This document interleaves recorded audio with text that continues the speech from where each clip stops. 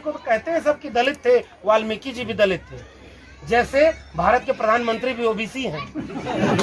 ये वैसी ही बात है। अरे भाई तुम अपने से ओबीसी बन गए, फेक ओबीसी हो, झूठे ओबीसी हो।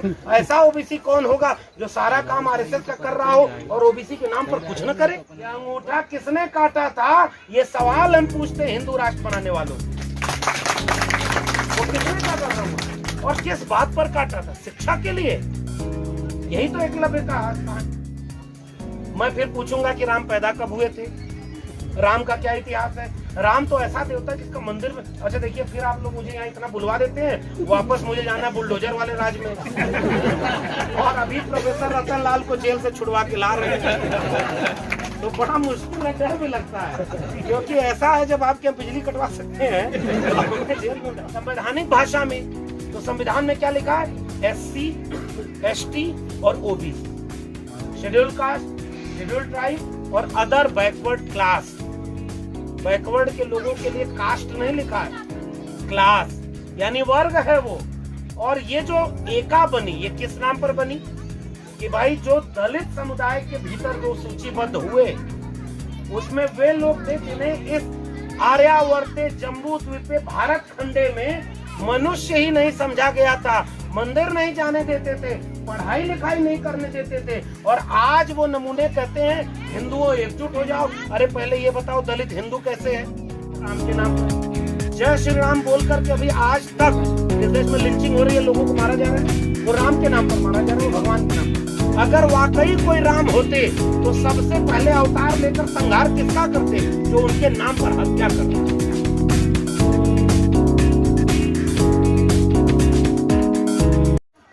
रैली, कोई सम्मेलन, कोई अधिवेशन आपने ऐसा देखा क्या जो बहुजनों के अलावा कोई करता हो? नहीं। सोचिएगा इस पर। संविधान तो सबका है और तमाम जातियों के भी संगठन बने हुए हैं, उनकी सेनाएं बनी हुई हैं, उनके इतने लाखों लाख मंदिर हैं, और तो और हिंदू धर्म के नाम पर जाने कितने संगठन उनके बने। उनको कभी आपने भारत का संविधान बचाने के लिए आंदोलन करना आते हैं? सवाल हो रहा है ना इस देश में? इस देश की क्या सबसे बड़ी समस्या इसको अखंड भारत बनाने की है? इस देश की सबसे बड़ी समस्या मस्जिद के नीचे मंदिर खोजने की है, खुदाई करवा रहे हैं। पहले आप लोग भी बुजुर्ग लोग हैं, तमाम सम्मानित लोग हैं, आप लोग को याद होगा साहब, राम मंदिर के नाम पर आंदोलन किसने चलाया? रथ यात्रा चलाई, पूरे देश में दंगा कराया। उसका इतिहास क्या है? 1949 में बाबरी मस्जिद के बीच में मूर्ति प्रकट हो गई थी। मूर्ति प्रकट हो गई थी, सोचिए कैसे प्रकट हुई, क्या प्रकट हुई, किसी को नहीं पता, लेकिन मान लिया। उसके बाद उसके लिए लगातार विवाद होते रहा। और जब इस देश में ओबीसी लोग यहाँ पर ढेर सारे इकट्ठे हुए हैं, मैं तारीफ कर रहा तो आपकी भूल ही गया कि आप, अब तारीफ इसलिए कर रहा हूँ कि बाद में भी शिकायत भी करूंगा। तारीफ इसलिए कि मुझे बहुत खुशी हुई इस जगह पर, इस आयोजन पर दयानंद साहब से बात हो रही थी। लगातार तमाम लोगों ने हमें क्यों बुलाया, मैं जो बात कह रहा था, हम लोगों में कोई विशिष्ट बात नहीं है। हमारा और आपका रिश्ता केवल ये है कि जो विचार, जो सपना, जो ख्वाब आपका है वही हमारा हो गया, इसलिए हमें एक रिश्ता बन गया। वरना बुलाना होता तो आप दिल्ली विश्वविद्यालय के एक टेम्परेरी प्रोफेसर को क्यों बुलाते, वाइस चांसलर को बुलाते। अगर डिग्री से बुलाना होता, डिग्री देख के तो नहीं बुलाया आपने। ये विचारों का रिश्ता है, जिसे आप जी रहे हैं उसे हम जी रहे हैं। जैसा भारत आप बनाना चाहते हैं वैसा हम बनाना चाहते हैं। लेकिन अच्छा क्या है इस कार्यक्रम में, तथागत बुद्ध की याद में कार्यक्रम हो रहा है। तो तथागत बुद्ध ने जो शब्द दिया था वो आज भी मौजूद है, बहुजन। ये वहां से चला रहा है, बहुजन हिताय बहुजन सुखाय। वो सारे लोगों के हित और सुख की बात करते हैं। तो आज जब एक पॉलिटिकल टर्मिनोलॉजी में हम उसे बात करते हैं, कॉन्स्टिट्यूशनल टर्मिनोलॉजी में बात करते हैं, संवैधानिक भाषा में, तो संविधान में क्या लिखा है? SC, ST और OBC, schedule caste, schedule tribe और अदर बैकवर्ड क्लास। बैकवर्ड के लोगों के लिए कास्ट नहीं लिखा है, क्लास यानी वर्ग है वो। और ये जो एका बनी, ये किस नाम पर बनी कि भाई जो दलित समुदाय के भीतर जो सूचीबद्ध हुए उसमें वे लोग थे जिन्हें इस आर्यावर्ते जम्बू द्वीपे भारत खंडे में मनुष्य ही नहीं समझा गया था, मंदिर नहीं जाने देते थे, पढ़ाई लिखाई नहीं करने देते थे, और आज वो नमूने कहते हैं हिंदुओं एकजुट हो जाओ। अरे पहले ये बताओ दलित हिंदू कैसे है, ये सवाल है मेरा। अगर दलित हिंदू था तो मंदिर में जाने से किसने रोका? मुसलमानों रोका था क्या? दलित को सार्वजनिक जगह से पानी पीने से किसने रोका? मुसलमान रोकने आए थे क्या? ये किसने रोका? दलितों और महिलाओं को शिक्षा का अधिकार नहीं था, पढ़ने से किसने रोका? ये अंगूठा किसने काटा था? ये सवाल हम पूछते हैं हिंदू राष्ट्र बनाने वालों से। वो किसने काटा था अंगूठा और किस बात पर काटा था? शिक्षा के लिए। यही तो एकलव्य का कहानी। मैं इस एकलव्य की कहानी को मानता नहीं। देखिए सच बात ये, क्योंकि जब आप रावण को मानेंगे तो राम को भी मानना पड़ेगा। मैं फिर पूछूंगा कि राम पैदा कब हुए थे, राम का क्या इतिहास है? राम तो ऐसा देवता है जिसका मंदिर में। अच्छा देखिए, फिर आप लोग मुझे यहाँ इतना बुलवा देते हैं, वापस मुझे जाना है बुलडोजर वाले राज में। और अभी प्रोफेसर रतन लाल को जेल से छुड़वा के ला रहे हैं, तो बड़ा मुश्किल है, डर भी लगता है, क्योंकि ऐसा है जब आप क्या बिजली कटवा सकते हैं जेल में। लेकिन फिर भी जो सच है वो सच है। हम तो ये सवाल पूछ रहे ज्योतिबा फूले के रेफरेंस, हम तो अपने से तुम्हारी धार्मिक भावना आहत करने के लिए नहीं बोल रहे। हम कह रहे हैं जिस बात का प्रमाण नहीं वो आस्था तुम्हारे लिए है, तुम उन्हें मानते हो। ऐसी आस्था है जिसके लिए तुम दंगा करके हत्या भी करते हो, और किया है तुमने। रथ यात्रा के नाम पर दंगा हुआ है और लोग मारे गए, और वो किसके नाम पर हुआ? राम के नाम पर। जय श्री राम बोल करके अभी आज तक इस देश में लिंचिंग हो रही है, लोगों को मारा जा रहा है ना, वो राम के नाम पर मारा जा रहा है, वो भगवान के नाम पर। अगर वाकई कोई राम होते तो सबसे पहले अवतार लेकर संहार किसका करते? जो उनके नाम पर हत्या कर रहा है। ये मेरी बात है। भगवान किसी भी धर्म का अगर तुम मानते हो तो भगवानों ने कहीं हिंसा हत्या की बात की थी क्या? आप उनके नाम पर कर रहे हो। इसलिए मेरा सवाल है कि वो जो पूरी एका की बात थी, राम की बात, तो जब राम को मानेंगे तो आपको रावण को मानना पड़ेगा। इसलिए मैं तो एकलव्य को नहीं मानता, लेकिन हाँ, हम एकलव्य का इस्तेमाल क्यों करते हैं? क्योंकि तुमने कथा बनाई, तुमने महाभारत लिखा, तुमने लिखा किसी और कहने को तो कहते हैं सब कि दलित थे, वाल्मीकि जी भी दलित थे, जैसे भारत के प्रधानमंत्री भी ओबीसी हैं। ये वैसी ही बात है। अरे भाई, तुम अपने से ओबीसी बन गए, फेक ओबीसी हो, झूठे ओबीसी हो। ऐसा ओबीसी कौन होगा जो सारा काम आरएसएस का कर रहा हो और ओबीसी के नाम पर कुछ न करे? मैं मध्य प्रदेश में खड़ा हूँ और मध्य प्रदेश के ओबीसी लोगों ने कल मध्य प्रदेश बंद किया था। ये हिंदू राष्ट्र वालों से पूछिए कि ओबीसी लोगों को क्यों अपना प्रदेश बंद करना पड़ा? क्योंकि उनका हक छीन रहे। 52% आबादी है ओबीसी की मध्य प्रदेश में, 52% आबादी। गणना कराइए तो बताओ ओबीसी है कहाँ? 14% रिजर्वेशन क्यों भाई?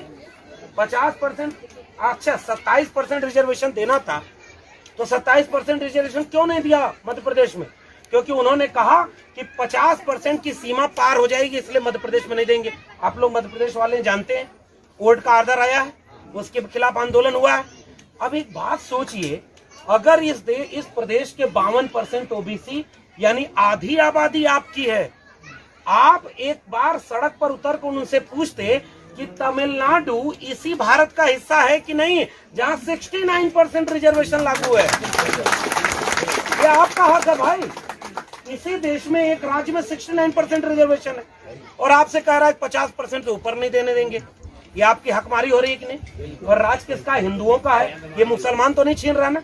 इसलिए हम जब बात करते हैं तो मिथकों की बात इसीलिए कर रहे हैं कि अब अगर तुमने ये कहानी लिखी भी तो उस कहानी में तुमने जो दलित पात्र बनाया उसका अंगूठा कटवाया।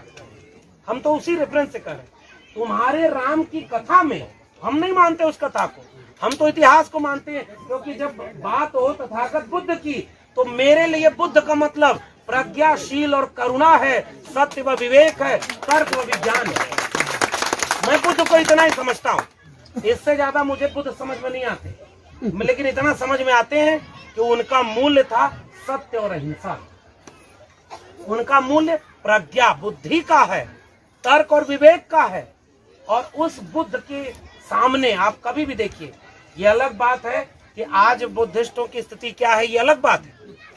संघ बना है आपका ना, बाबा साहब का बनाया हुआ संगठन है ना, बुद्धिस्ट महासभा। बाबा साहब ने ये सारे सपने देखे जिस समय आरएसएस बना 1925 में, उसके 1 साल पहले बाबा साहब ने एक और संगठन बनाया था, समता सैनिक दल। यहाँ भी कुछ लोग हैं उसके।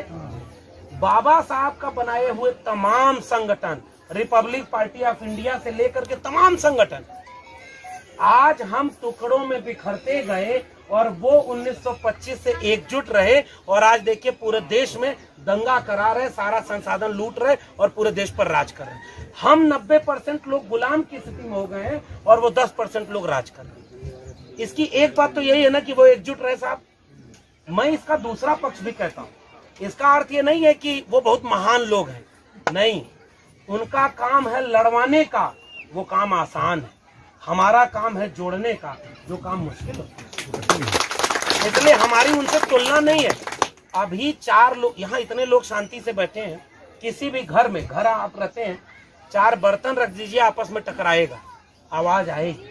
यहाँ तो 4 अलग अलग समूह से लोग हैं। कोई दलित है, दलितों में सब दलित एक है क्या? कठिन सवाल है कि नहीं? शादी ब्याह होती है क्या? बाबा साहब सबसे ज्यादा किससे परेशान थे? महारों से। कड़वी सच्चाई है ना। तो इसी तरह से क्या हुआ कि सब आपस में लड़ते हैं और उनमें भी कहते हैं तुमसे बड़े दलित हम हैं, वैसे ओबीसी में है, वैसे ओबीसी में है। अच्छा एक बात और, ओबीसी की बात है, मुझे ओबीसी लोग, मैं तो फिर से बहुत खुश हूँ और उन लोगों को बधाई दे रहा हूँ। ये ओबीसी समाज के लोग, तमाम लोग, कुर्मी, कोयरी, कुशवाहा, पटेल, यादव, तमाम कम्युनिटी के लोग आए हुए हैं। इन लोगों को मार्शल कौम कहा जाता है और इन्होंने यहाँ से अपील की कि हम लोग जाग गए हैं। इस देश में जो दर्द दलितों और आदिवासियों का है, वही दर्द पिछड़ों का है। रिश्ता सबसे बड़ा वही होता है जो सुख में भले बने ना बने, दुख में बन जाए, और इन्होंने एक दुख का रिश्ता बनाया। राष्ट्र कैसे बनता है? राष्ट्र का मतलब ये है साझा सुख और साझा दुख। इस देश में आज हमारे साझा सुख बने ही नहीं और हमारे दुख भी बांट दिए। ये जो सामाजिक न्याय की लड़ाई, जो बहुजन की लड़ाई है, वो साझा दुख की लड़ाई।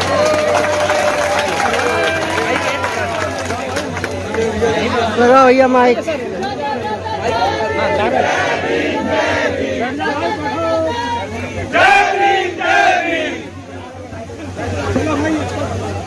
हम लोग ऐसा है, यहाँ मिले इसलिए हैं कि हम लोग आपस में एक दूसरे को हिम्मत दें और एक दूसरे से हिम्मत लें और एकजुट हो। इतनी है हमारी। क्योंकि जो 2-3 बातें मैं कहना चाह रहा था, नर्मदा के तट पर जब मैं खड़ा हूँ तो मैं एक चीज महसूस करता हूँ। मैं लिटरेचर पढ़ाता हूँ दिल्ली विश्वविद्यालय, साहित्य का विद्यार्थी। मुझे कई बार संवेदनाओं और भावनाओं में रुचि आती है। माइक जब तक ऑन नहीं हो रहा तब तक चलता है। माइक ऑन हो जाए नहीं पकड़ा, ये हमारे हाथ में देता। इसलिए जो हम लिटरेचर में पढ़ते और पढ़ाते हैं, हम उसी की बात आपसे करने। एक सवाल मेरा, आवाज आ रही है? बहुत शुक्रिया। मैं इस जगह पर जब खड़ा हुआ तो मैं एक बार सोच रहा था, ये पहाड़, ये नदियां, ये प्रकृति किस चीज की? तथागत बुद्ध के सबसे करीब अगर कोई चीज थी तो वो थी प्रकृति। वो प्रकृति के करीब रहते थे और कहा ही जाता था, नफरतों के दौर में जो बात मैं कह रहा हूं वो बहुत जरूरी है। इस समय इस देश में केवल आग लगाई जाती है। इसको मार दो, इसको काट दो, इसका छीन लो, इसका हड़प लो। ऐसे वक्त में मुझे लगता है कि बुद्ध को याद करना, अपनी जड़ों को याद करना है, जो शांति और अहिंसा की बात करता है, प्रेम की बात करता है। बुद्ध का मतलब क्या है? प्रेम है, करुणा है, और करुणा में कोई अंतर नहीं है। फिर मेरा एक सवाल है, अगर बुद्ध की जाति तो उस तरह से आपको समझ में आती नहीं। जैसे मैंने पहला सवाल किया था, वो दूसरा सवाल कर रहा हूं। भारत का संविधान सबके लिए अगर अहम होता तो उसको बचाने की लड़ाई सब लड़ रहे होते, लेकिन मजबूरी दिखती है कि इस देश के वंचित, शोषित, दलित, पिछड़े, आदिवासी ही जब खतरा आन पड़ता है तो भारत का संविधान बचाने के लिए लड़ते हैं। वैसे ही मेरा एक सवाल है, अगर तथागत बुद्ध के दर्शन में सत्य और अहिंसा है तो ये क्या जाति केवल दलितों, पिछड़ों, आदिवासियों के लिए सत्य और अहिंसा है? अगर प्रज्ञाशील करुणा है तो वो केवल बहुजनों के लिए है? अगर तथागत बुद्ध के दर्शन में तर्क, विवेक, वैज्ञानिकता है तो क्या वो वंचितों शोषितों के लिए ही है? वो तो सबके लिए होती ना। इस देश दुनिया में जितने भी मनुष्य हैं सबके लिए बुद्ध का दर्शन अपना दर्शन होना चाहिए था ना। यानी बुद्ध सबके होते। मगर सच बात पूछ रहा हूं, कड़वी बात है, इस देश में आज भी बुद्ध पूर्णिमा के दिन बुद्ध को क्या सबने याद किया? क्या समझ गए ना? बुद्ध को कौन याद कर रहा है? ज्यादातर दलित लोग याद कर रहे हैं, आदिवासी भी नहीं याद करता। सच बात यह है, आदिवासियों का कल्चर अलग है आपसे। और पिछले दिनों आदिवासियों ने एक विद्रोह भी कर दिया था कि हमको बुद्धिस्ट मत बनाओ, हमें आदिवासी रहने दो। क्योंकि आदिवासियों ने, उनके नेता ने संविधान सभा की बहस में बैठ करके वहां पर जयपाल सिंह मुंडा ने एक बात कही थी कि हमको लोकतंत्र सिखाओ मत, हम इस देश के मूल निवासी हैं, हम सिंधु घाटी सभ्यता के वारिस हैं, आपको हमसे लोकतंत्र सीखना चाहिए, आप हमें लोकतंत्र क्या सिखाएंगे? वो आवाज थी आदिवासियों की। आदिवासी का मतलब ये होता है वो मूल निवासी हैं, वो इस देश की जल जंगल जमीन के हिस्सेदार हैं। और आज इसी मध्य भारत के दूसरे कोने पर आप सबको भी पता होगा बिजली कम आ रही क्योंकि कोयला संकट, कोयला नहीं निकल रहा, बिजली नहीं बन रही, यानी बिजली व्यवस्था चौपट है। तो इसका रास्ता क्या होगा? उसको अंबानी और अडानी को बेच दो। पकड़ में आई बात? हमारी उंगली काम नहीं कर रही, उंगली में दर्द है, उंगली का इलाज करवाना है, आप डॉक्टर के पीछे जाएंगे कि उंगली को काट देंगे? आपके देश की संपत्ति को अंबानी और अडानी जैसे पूंजीपतियों के हाथों में बेच करके हमारा हक छीना जा रहा है। यह है भारत का संकट इस समय का। इसलिए उस आदिवासी समाज की तरफ जरा आंख उठाकर देखिए। हम लोग मुट्ठी बांध करके कह तो लेते हैं एससी एसटी में दोनों एक है ना। अभी तो ओबीसी को तो जोड़ना है, आऊंगा ओबीसी पर, लेकिन एससी एसटी को तो आप एक कहते हैं ना। इस परिसर में आपके राज्य में भी ओबीसी शेड्यूल ट्राइब की जनजातियां होंगी, लेकिन हमारे कार्यक्रमों में आती हैं क्या? कम आती हैं या नहीं आती हैं? हमें तो विश्लेषण करना होगा ना। अगर आदिवासी हमारे साथ नहीं आ रहा तो हमें उनके पास भी जाना होगा ना, उन्हें भी तो अपने साथ लाना होगा ना। एक मिशन इसको जोड़िए कि जब एससी और एसटी की बात होती है तो आदिवासी कहां है? क्यों? क्योंकि आदिवासी जब हम बौद्ध जयंती मना रहे हैं तो सिलगेर, हसदेव और बस्तर बकसवा के जंगलों में पुलिस की गोलियों के सामने खड़ा होकर अपनी जल जंगल जमीन बचाने की लड़ाई लड़ रहा है। वो भी इस देश का नागरिक है। इस मन से उसकी बात करनी चाहिए ना। हम लोग तो बहुत प्रिविलेज में है साहब, हम लोग तो बहुत सुख में हैं। मैं दिल्ली से चल के आया हूं, कार्यक्रम में आप इतना सम्मान दे रहे हैं, किसे बुरा लगेगा? मंच से भाषण दे रहे हैं, अभी वापस दिल्ली लौट जाएंगे। हमारी तो जिंदगी बहुत खुशहाल है फिलहाल तक, आगे क्या होगा पता नहीं। लेकिन इसी वक्त आदिवासियों की जिंदगी कैसी है ये हमें नहीं पता है, ये सच्ची बात है। और इसी मध्य भारत के दूसरे छोर पर आदिवासी लड़ रहे हैं। उसके बाद आइए ओबीसी पर। ओबीसी के साथ ये दूसरी बात है, हम लोग अक्सर, मैं ओबीसी हूं इसलिए एक भाषा बदल के प्रयोग करता हूं। मेरी बात से अगर आप असहमत हो तो मुझे बख्श दीजिएगा, लेकिन मेरी सलाह है और सवाल है। महात्मा ज्योतिराव फूले ने अपनी किताब गुलामगिरी में एक बात लिखी है कि इस देश में पहले ये जो जितने यहाँ के राजा महाराजा थे वो छत्री थे। और छत्री, ये वाले छत्री नहीं लिखा है फूले साहब ने, छत्र खत्रप से लिखा है। खत्र मतलब खेत से जुड़े हुए, इसीलिए ज्योतिबा फूले हर जगह कुणबी किसान शब्द का इस्तेमाल करते हैं। कुणबी किसान ओबीसी जाति से आते थे ज्योतिबा फूले। ये अलग बात है कि आज भी ओबीसी घरों में भी ज्योतिबा फूले नहीं पहुंचे हैं, लेकिन ओबीसी होने के बाद भी हर दलित के घर में जागरूक अगर वो है तो आपको बाबा साहब के बगल में महात्मा ज्योतिराव फूले की तस्वीर मिल जाएगी। अगर जागरूक है तो हमें ये भी लड़ाई लड़नी है, हमें अपने लोगों के बीच वो तस्वीर ले जानी है। लेकिन कैसे ले जाएंगे? चुनौती क्या है? इस मंच पर खड़े होकर हम चुनौतियों पर भी तो बात करें। हो सकता है भाई मैं इतना पढ़ा हूं और ज्ञान बहुत है, मैं भी चाहूं तो 20 किताबों का रेफरेंस देकर के आपके सामने ऐसा भाषण दे दूं कि जाने के बाद आप कहेंगे क्या विद्वान आदमी था, कितना बढ़िया बोल गए, लेकिन वो भाषण इस परिसर से बाहर जाएंगे तो काम नहीं आएगा। सच बात बता रहा हूं, बहुत बड़ा भाषण देके देख लिया, काम ये वाली बातें आएंगी जो हमारी समस्या है। हम यहां से निकल के जाएं तो करें क्या? हमारे सामने मुश्किल क्या है? ओबीसी को अपने साथ जोड़ने की मुश्किल क्या है मैं बताता हूं। ज्योतिबा फूले ने लिखा खेत का श्रम करने वाली जातियां थी ओबीसी, और आर्य जब विदेश से आए तो उनके सामने जो झुक गए समझौता कर लिए, उनको उन्होंने छत्री बनाकर जनेऊ पहनाया और जो तन कर खड़े रहे, झुके नहीं, उन्हें शूद्र बना दिया। इसलिए तमाम ओबीसी की जातियां शूद्र हैं, ये ज्योतिबा फुले कहते हैं। क्यों? अब उसका उदाहरण सुनिए। तथागत बुद्ध को याद कर रहे हैं ना? तथागत बुद्ध को सबसे पहले सबसे बड़ा दुनिया के लेवल पर ले जाने वाला सबसे बड़ा राजा, सबसे बड़ा महाराज, सबसे बड़ा शासक कौन था? सम्राट अशोक। सम्राट अशोक किस वंश के थे? मौर्य वंश। मौर्य वंश किस जाति में आता है? ओबीसी।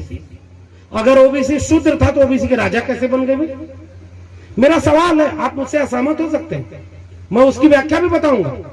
पाल वंश, प्रतिहार वंश, है वंश, उसके बाद आपके इधर मध्य भारत में गोंडवाना लैंड, भीलवाड़ा, उत्तर भारत के चलिए मध्य भारत में विजयनगरी की तरफ यदुवंशी राज था, यादवों के साम्राज्य थे। उत्तर की तरफ चलिए जाट वंश, गुर्जर वंश, ये सारे तो राजवंश थे, इसलिए वो अपने को क्षत्रिय आज भी कहते हैं। अब हम इसको अब आगे, इसलिए देखिए, जब आप किसी ओबीसी को आज की डेट में कहेंगे तुम शूद्र हो, तो वो चिढ़ जाएगा। वो कहेगा कि हम राजघराने के हैं और तुम हमको शूद्र बनाने आए हो, दलितों से छिटक जाएगा। ये आज की चुनौती है। सच बात यह है, आप मानिए मत मानिए, क्योंकि इसकी वजह ऐतिहासिक है। अब इसका रास्ता क्या निकलेगा? मेरा सवाल उस ओबीसी से पूछिएगा कि मान लिया कि मगध वंश तुम्हारा था, मौर्य वंश तुम्हारा था, मान लिया पाल, प्रतिहार, गुर्जर, चालुक्य, यदुवंशी, जाट, प्रतिहार, सारे वंश तुम्हारे थे, तुम बहुत बाहुबली थे, मार्शल कौन थे, फिर भी अगर तुम इतने ताकतवर थे तो भारत के आजाद होने के 75 साल बाद भी इस देश में अगर 100 सुप्रीम कोर्ट में जज बने होंगे तो 100 में से कितने ओबीसी बने? मेरा सवाल का जवाब दे दो। कितने प्रोफेसर, अगर इस देश में आज तक 1000 कुलपति बने होंगे तो ओबीसी की आबादी 52% है, मेरे हिसाब से तो 60% है। तो अगर ओबीसी भी हिंदू था, अगर ओबीसी भी ताकतवर है, तो उसके प्रोफेसर कहां हैं, उसके वाइस चांसलर कहां हैं, उसके कुलपति कहां हैं, उसके डॉक्टर इंजीनियर कहां हैं? मैंने आरटीआई लगाई थी साहब, और मैं ओबीसी समाज में आता हूं। 2019 तक इस देश के 45 केंद्रीय विश्वविद्यालयों में 0 प्रोफेसर ओबीसी के थे। अगर ओबीसी इतना ही ताकतवर, ओबीसी सवर्ण था, ओबीसी हिंदू था, तो ये ओबीसी को उसका हक कौन छीना? आज के ओबीसी को ये बात समझाइए और तब उससे पूछिए कि तुम्हारी आबादी 60% 55 से 60%, मंडल कमीशन तो 1980 में बोला है 52% बढ़ी है, और उसके बाद आपकी आबादी अगर आधी आबादी इस देश की ओबीसी है तो ओबीसी को आधा जमीनें, उसके मालिकाना हक ओबीसी के पास होना चाहिए था। इस देश की संपत्ति का आधा हिस्सा ओबीसी के पास होना चाहिए था। इसलिए मेरा सुझाव मानिए, मेरा झगड़ा ये नहीं है कि ओबीसी अपने को शूद्र कहे या क्षत्रिय कहे। मेरी 2 सलाह है, अच्छी लगे तो मानिएगा। ओबीसी समाज के लोगों और दलित समाज के लोगों, हम वर्ण व्यवस्था मानते हैं क्या? हम ब्राह्मण, क्षत्रिय, वैश्य, शूद्र मानते हैं क्या? हम उसका विरोध करते हैं ना। हम तुलसी के रामराज्य को इसीलिए खारिज करते हैं क्योंकि वर्ण व्यवस्था पर आधारित था ना। हम कहते हैं कि गांधी भी वर्ण व्यवस्था को मानते हैं, इसलिए डॉक्टर अंबेडकर गांधी से लड़ते थे ना। ये सच्ची है ना। अगर हम वर्ण व्यवस्था को नहीं मानते तो इस ब्राह्मण, क्षत्रिय, वैश्य, शूद्र शब्द को क्यों प्रयोग करना? हम इसका तिरस्कार करते हैं क्योंकि शूद्र तो बाबा साहब ने कहीं नहीं कहा। झगड़ा खत्म हो जाएगा कि नहीं?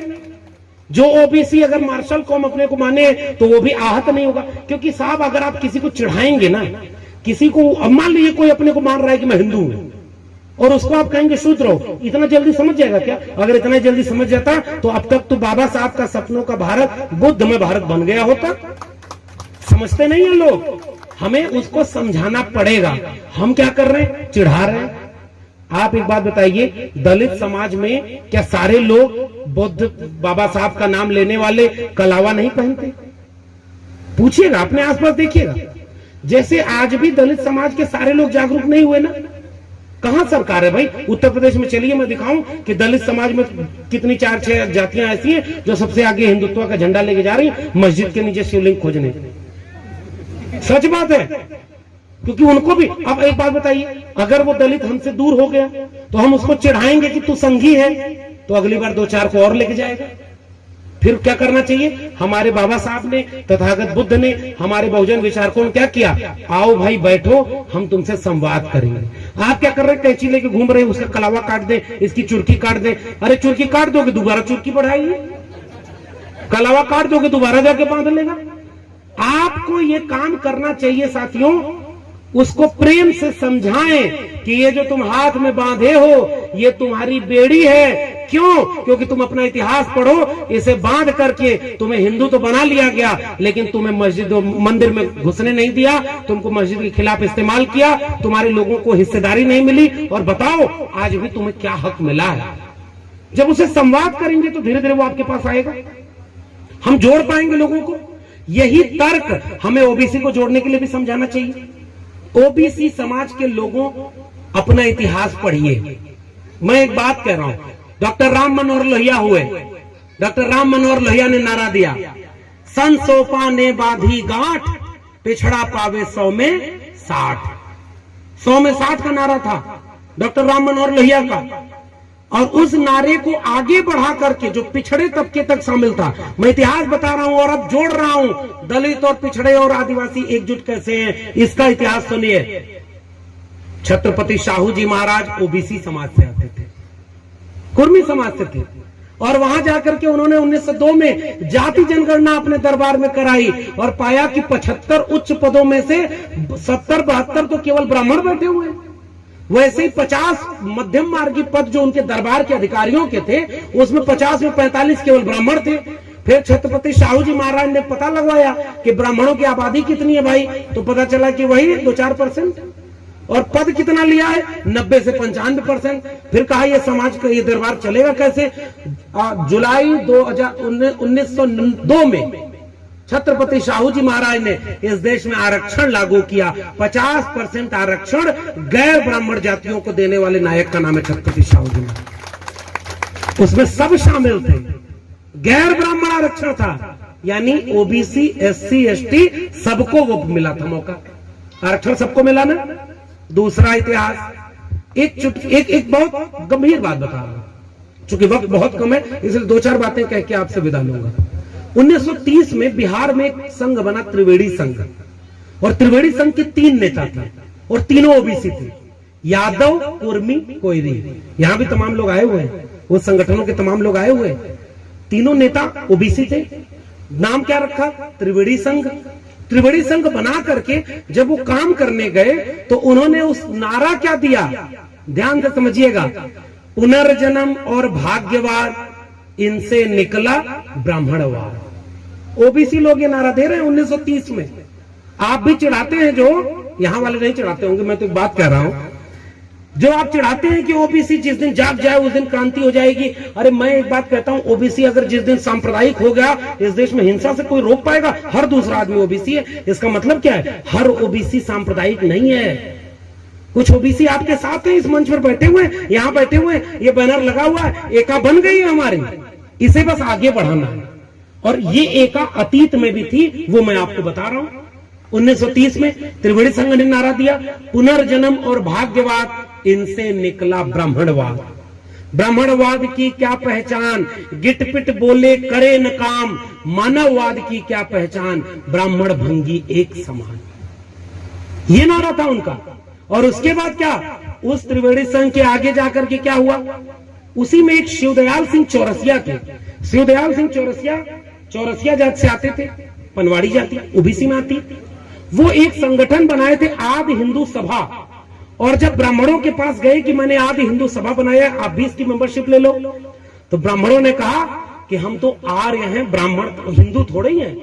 तो चौरसिया साहब ने वो पर्चा फाड़ा और उन्होंने कहा कि हम तो अब तक समझते थे कि तुम भी हिंदू, हम भी हिंदू, जब तुम हिंदू नहीं आर्य हो तो जाओ, आज से भी हम भी हिंदू नहीं बैकवर्ड हैं। और उन्होंने 1940 में आकर के बैकवर्ड क्लासेस लीग बनाया, और वो ओबीसी लोगों के पुरखे, आपके पुरखे थे, जिन्होंने हिंदू चीजों को त्यागा और बैकवर्ड चीजों पर एकजुटता ले। और उस एकजुटता ने 1948 में लखनऊ में अधिवेशन कराया, backward classes league, depress classes league ने। तो उन अधिवेशनों में एक में अपने दक्षिण भारत के बड़े नायक ईवी रामास्वामी नायकर पेरियार को बुलाया, तो दूसरे अधिवेशन की अध्यक्षता करने के लिए डॉक्टर भीमराव अंबेडकर को बुलाया। ये एका थी हमारी और आपकी, जड़ें हमारी एक साथ हैं। कोई आके भरगला जाता है। और उसके बाद क्या हुआ, फिर उत्तर प्रदेश में एक संगठन बना था समाज दल, महामना रामस्वरूप वर्मा का, और दूसरा संगठन बना था शोषित दल बाबू जगदेव प्रसाद कुशवाहा का। जगदेव बाबू और रामस्वरूप वर्मा इन दोनों ने मिलकर के नारे को आगे बढ़ाया। जो नारा था ओबीसी लोगों, ध्यान से इस नारे को समझिएगा, सन सोपा ने बांधी गांठ, पिछड़ा पावे 100 में 60। उस नारे को आगे बढ़ाने वाले लोग ओबीसी थे।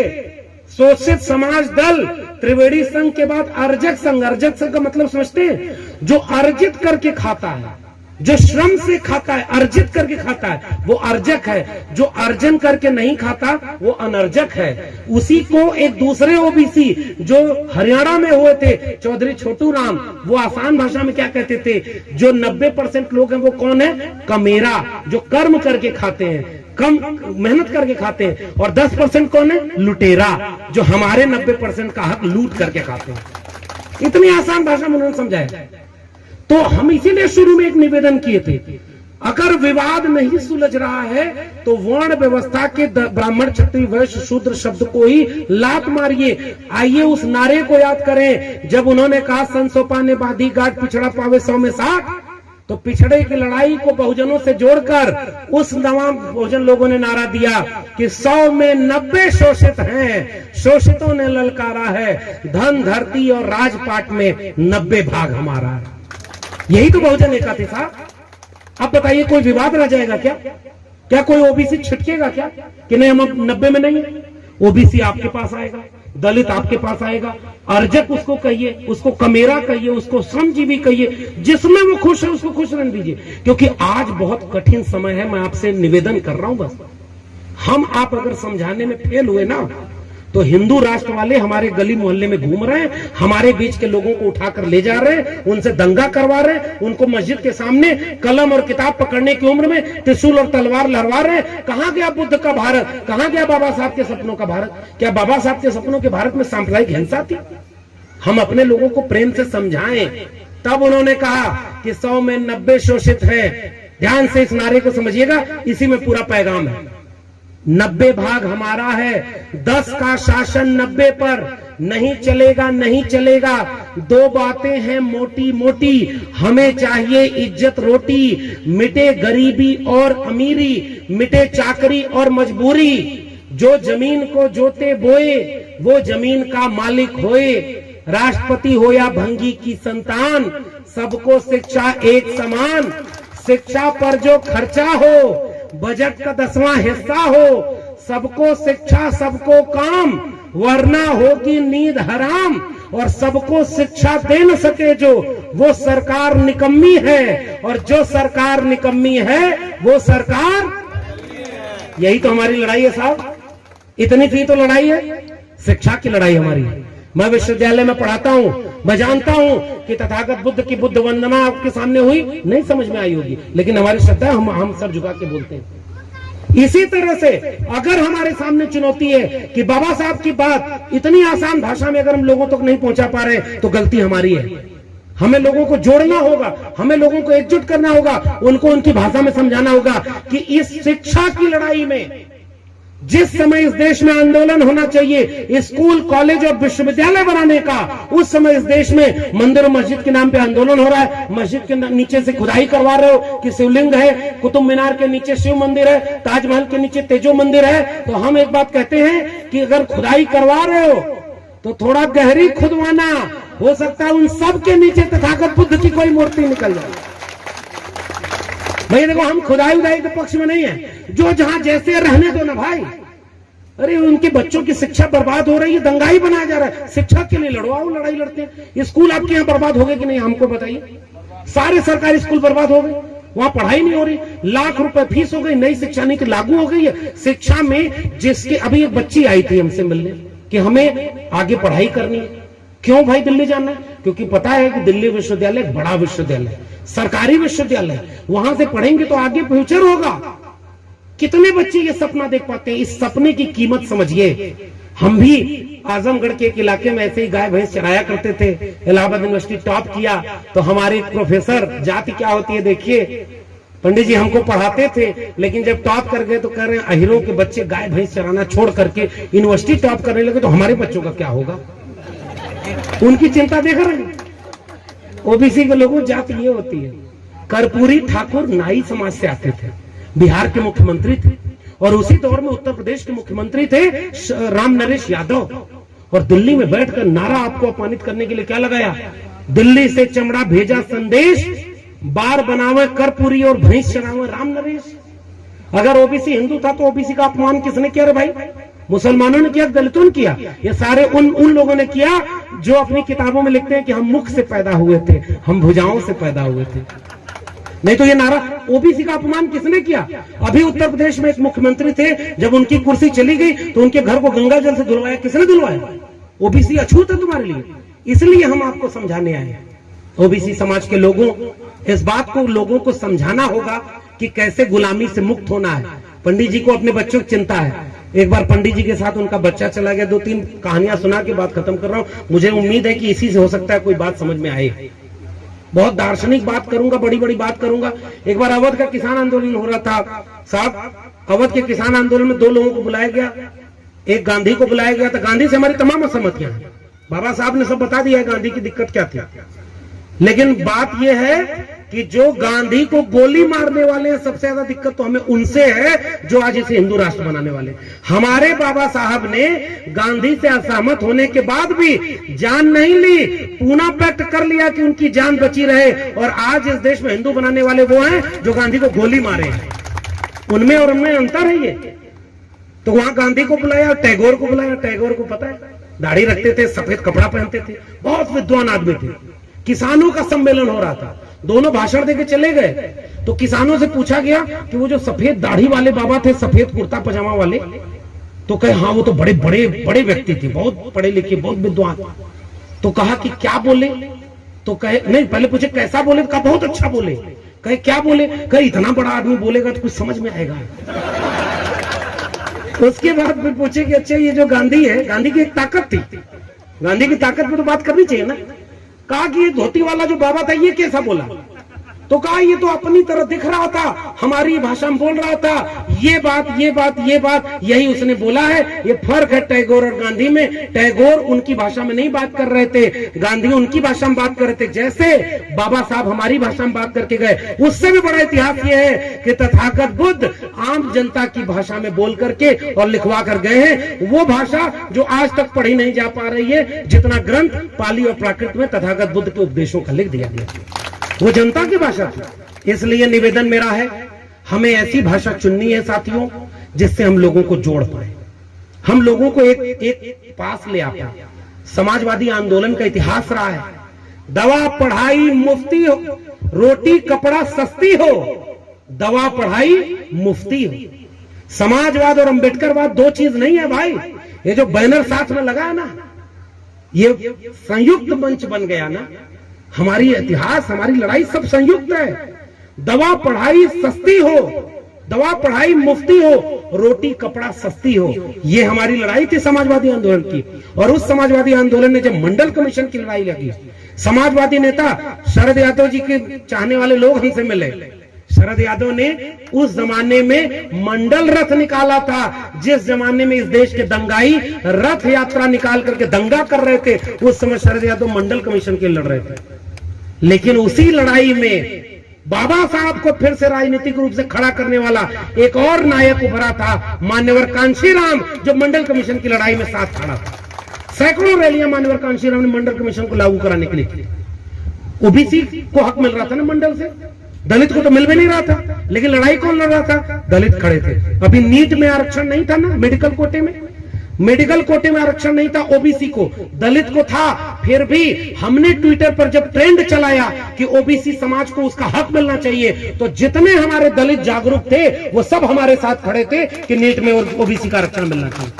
हमारी एका बनी है साहब। दूसरी एका, जब 2 अप्रैल का भारत बंद करना हुआ, इस देश के दलितों आदिवासियों के साथ पूरे देश में ओबीसी कंधे से कंधा मिलाकर SC ST atrocity prevention act के खिलाफ वहां पर आंदोलन कर रहा था। हमारी एका तो बनी हुई है, हमें बस उसको लोगों को समझाना है कि भाई लड़ना नहीं है। दूसरी बार भारत बंद आपने कब किया?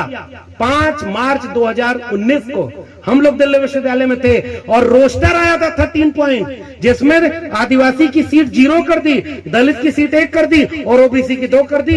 यानी 90 से 95% सीटों पर सवर्णों का कब्जा हो गया और सारे आरक्षण खत्म हो गए थे। इस देश के सारे 95% वंचितों शोषितों ने भारत बंद किया 5 मार्च 2019 को, और 56 इंच की सरकार बनाने वाला पहली बार झुका था SC ST एट्रोसिटी एक्ट पर और दूसरी बार झुका था 13 पॉइंट रोस्टर पर। दोनों बार किसने झुकाया? हमने झुकाया। कब झुकाया? जब 90% एकजुट हो गए। यही पैगाम है मेरा। हम जब जब आपस में लड़ेंगे, हमारी लड़ाई का फायदा, 2 बिल्लियां थीं, एक रोटी मिल गई, उसको लेके बैठी। बिल्लियों के मन में आया कि लोकतंत्र के ढंग से बंटवारा होना चाहिए। दोनों झगड़ा करने लगी कि नहीं तुम्हारे में ज्यादा, वो बोले तुम्हारे में ज्यादा। फिर बीच में एक आया बंदर। बंदर ने कहा मैं न्याय करूंगा। मैं तराजू लेके आया और तोड़ते गया, इसमें रोटी ज्यादा तो थोड़ी तोड़ के खा ली। फिर इसमें देखा कि इसमें ज्यादा हो गई, थोड़ी इसमें तोड़ के खा ली। सबने सुना ये कहानी। और बंदर न्याय करते करते सारी रोटी खा गया और कहा देखो मेरा न्याय, तुम भी बराबर के भूखे, ये भी बराबर की भूखी, हमने सबका न्याय कर दिया। जब जब इस देश में दलित पिछड़े आदिवासी आपस में लड़ेंगे, दलित दलित से लड़ेगा, ओबीसी ओबीसी से लड़ेगा, ऐसे ही कोई बंदर आएगा और हमारी हिस्से की रोटी छीन कर खा जाएगा और हम आपस में लड़ते रह जाएंगे। हमारी रोटी की लड़ाई है, हमारी शिक्षा की लड़ाई है। और उस शिक्षा को बदनाम कौन कर रहा है? पंडित जी वाला किस्सा सुना के बात खत्म करूंगा। थोड़ा बहुत तो हंसी मजाक होना चाहिए, व्यंग करना चाहिए। हमारे हालत प्रोफेसर रतन लाल ने व्यंग कर दिया तो जेल में डाल दिया सर। आप लोग इतनी हिम्मत देते हैं, इतना अच्छा मौसम है, बिजली भी इम्तिहान ली, बिजली वालों को भी लगा कि हो सकता है डर के पानी से भीग के चले जाएंगे सब, ये सब भीग के यहीं खड़े हैं, फिर से बिजली आ गई और देखो हम लड़ रहे हैं। तो पंडित जी अपने बच्चे के साथ गए, बच्चा साथ में था साहब, और किसी के घर गए, शूद्र था कोई, उस समय का शूद्र, आज के समय में बहुजन कह लो, वंचित शोषित कह लो, कुछ भी कह लो। तो उसके माँ बाप कहे कि हमारे बच्चे को नौकरी नहीं मिल रही पंडित जी। तो वो पंडित जी कहे कि इसका जो है शनि ठीक नहीं, राहु ठीक नहीं, केतु ठीक नहीं। तो कहा ग्रह दशा खराब है। कहा कैसे ठीक होगी? कहा हवन कराना पड़ेगा। कहे कितना खर्चा आएगा? इतना खर्चा आएगा। और उसके बाद उसको कहा कि आप अगले महीने हवन कराना, हम आएंगे, नौकरी मिल जाएगी। तो बेटे के साथ जब पंडित जी घर लौटे तो बेटा पंडित जी से पूछा कि वो जो फलाने हैं उनके बेटे को नौकरी नहीं मिली, तो एक बार मेरी भी जन्म पत्र देख लो, क्यों मेरी नौकरी नहीं मिल रही है? तो पंडित जी नाराज होकर बोले चुप रहो मूर्ख, तुम्हें नौकरी इसलिए नहीं मिल रही कि भारत में आरक्षण लागू है। अंतर समझ गए? उनको नौकरी नहीं मिल रही क्योंकि हवन कराना है, ग्रह दशा ठीक नहीं है, और अपने बेटे को कह रहे कि आरक्षण नहीं है। इस देश में आरक्षण को गालियां कितनी दी गई हम आप जानते हैं। ओबीसी को आरक्षण मिला है, ओबीसी समाज के लोगों, आपको पता होगा, इसी मध्य प्रदेश में ओबीसी का आरक्षण छीन लिया। कह रहे हो 27% नहीं दे रहे, तो आपके आरक्षण को गाली किसने दी? उन लोगों ने जिनकी आबादी का पता ही नहीं और 10% सुदामा कोटे का आरक्षण ईडब्ल्यूएस लेके बैठ गए, वो लोग हमारे सामने खड़े हुए। भाई ईडब्ल्यूएस आरक्षण कैसे मिल गया? तो आरक्षण के कॉन्सेप्ट को विनाश करने वाला है। आरक्षण गरीबी उन्मूलन कार्यक्रम है क्या? आरक्षण प्रतिनिधित्व का मामला था। इसलिए मैं आपको पहली बात जो बोला था वही बात खत्म कर रहा हूं। हमारे सामने बहुत बड़े बड़े खतरे हैं। हमारा देश लुट रहा है।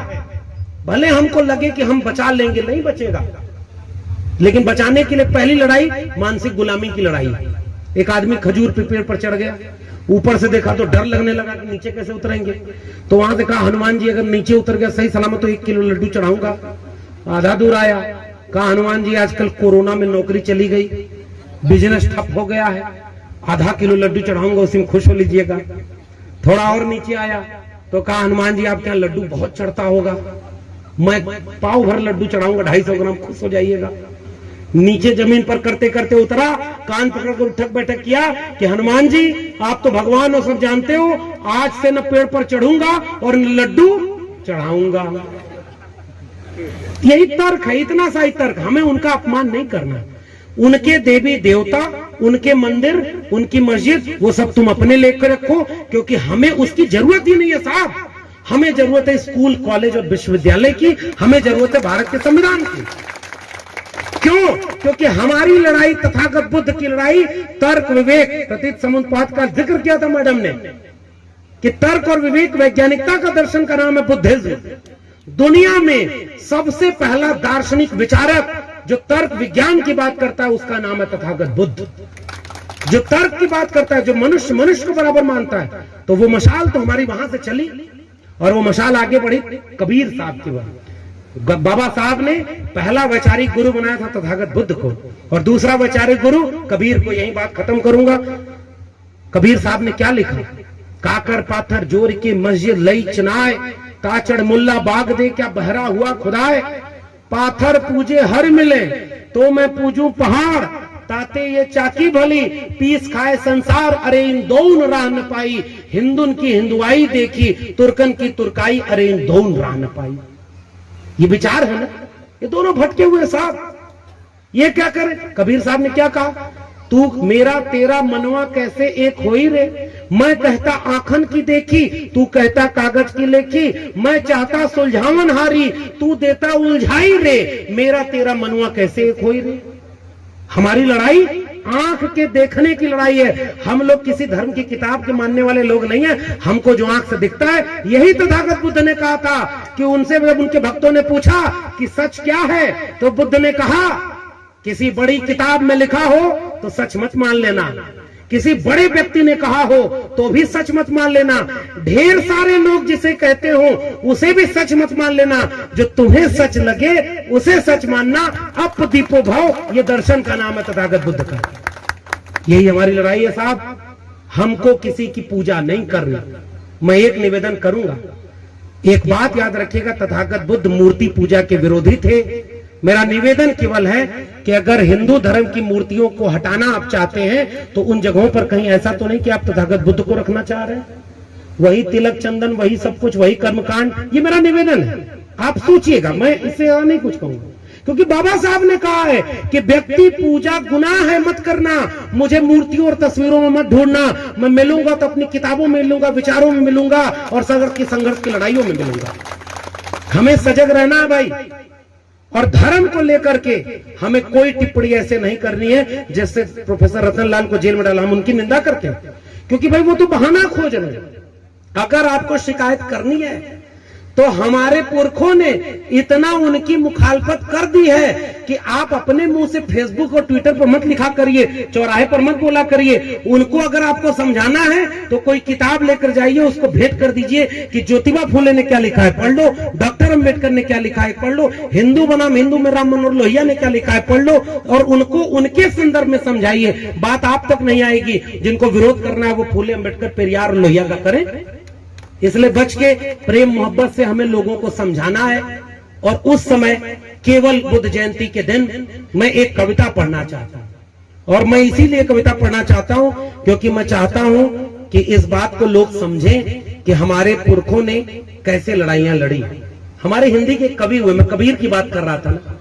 रविदास ने कहा, जस केलन की पात पात में पात, तस मानुष की जात के जात जात में दाग। जात रविदास, मानुष न जुड़े जब तक जात न जात। हम लोग जात के विनाश की बात करते हैं और आप जात के नाम पर लेटरल एंट्री ले आ रहे हैं। लेटरल एंट्री आ गए साहब। इस देश में एससी एसटी ओबीसी को कहा जा रहा है हिंदू बनाएंगे, और देश की सबसे बड़ी परीक्षा कौन है? आईएएस बनने की, और आईएएस बिना परीक्षा के अब बैक डोर से बना रहे हैं लेटरल एंट्री। 340 लोगों को अब तक ज्वाइंट सेक्रेटरी बना दिया है। एक बार पूछिएगा हिंदू राष्ट्र वालों से, कितने दलित पिछड़े आदिवासियों को तुमने ज्वाइंट सेक्रेटरी बनाया? एक भी को नहीं बनाया। लेटरल एंट्री प्रोफेसर में ला रहे हैं। नई शिक्षा नीति में शिक्षा बेच दी, स्कूल कॉलेज बेच दिया, और प्राइवेट हाथों में जाकर देखिए, अशोका गलगोटिया यूनिवर्सिटी बनी है, वहां लाखों लाख रुपए फीस है, वहां कोई रिजर्वेशन लागू नहीं। तो हमारा आपका तो हक ही नहीं, और हम आपस में ही लड़ते रहे कि तुम बड़े कि हम बड़े, एससी हमारा हक मार रहा है, दलित हमारा मार रहा है। अरे भाई नहीं, ये हम दोनों आपस में लड़ रहे हैं और हमारा सारा हक कोई और मार रहा है, जो पूरे देश को अंबानी और अडानी के हाथों बेच रहा है।